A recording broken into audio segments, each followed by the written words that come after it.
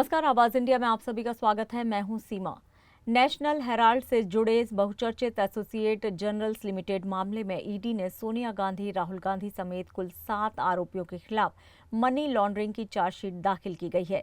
ये मामला साल 2013 में बीजेपी नेता डॉक्टर सुब्रमण्यम स्वामी की शिकायत पर दर्ज हुआ था। चार्जशीट में गंभीर आरोप लगाए गए कि वर्ष 2010 में एक आपराधिक साजिश के तहत एजेएल की लगभग 2000 करोड़ रुपए की संपत्तियों को अवैध रूप से हड़पने की योजना बनाई गई।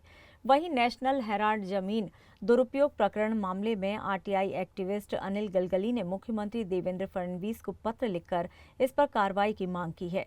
गलगली के मुताबिक मुंबई के बांद्रा पूर्व इलाके में स्थित सर्वे नंबर 341 पर एसोसिएटेड जर्नल्स लिमिटेड को 1983 में नेशनल हेराल्ड कार्यालय, नेहरू लाइब्रेरी और रिसर्च सेंटर के लिए दी गई जमीन का दुरुपयोग हुआ है। ये बात गौतम चटर्जी समिति की जांच रिपोर्ट में सामने आई है। गलगली मुख्यमंत्री फडणवीस से कार्रवाई करने की मांग कर रहे हैं।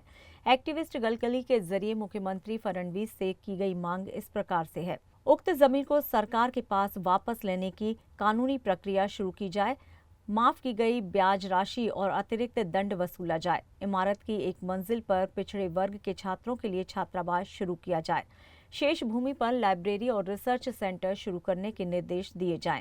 गौतम चटर्जी जांच रिपोर्ट को सार्वजनिक किया जाए। एक्टिविस्ट गलगली के मुताबिक इस मामले में निष्पक्ष न्याय और सरकारी जमीन का जनहित में उपयोग करना निहायत जरूरी है। नेशनल हेराल्ड से जुड़ा हुआ मुंबई में भी एक जमीन है जो बीकेसी के हाईवे को लगकर है।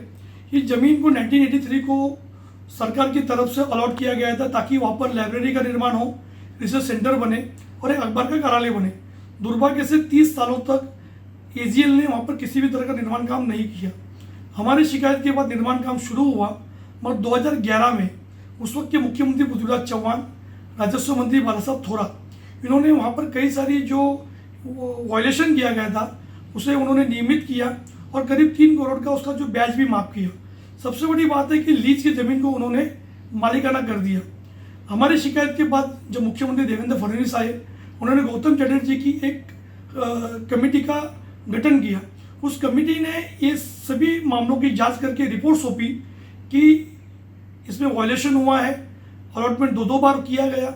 सबसे बड़ी बात है कि 15% कमर्शियल यूज़ की अनुमति लेकर करने के बजाय उन्होंने वहाँ पर 75% कमर्शियल यूज़ किया।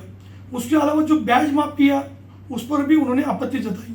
सबसे बड़ी बात है कि कलेक्टर की भूमिका पर भी उन्होंने सवालिया निशान खड़ा किया। हमारे अभी सरकार से यही मांग है, जो गौतम चटर्जी की रिपोर्ट है उस पर कार्रवाई करें, जुर्माना वसूल किया जाए और जो लोग इस करप्शन में लिप्त थे उन अधिकारियों पर, मंत्रियों पर भी सरकार कार्रवाई करे।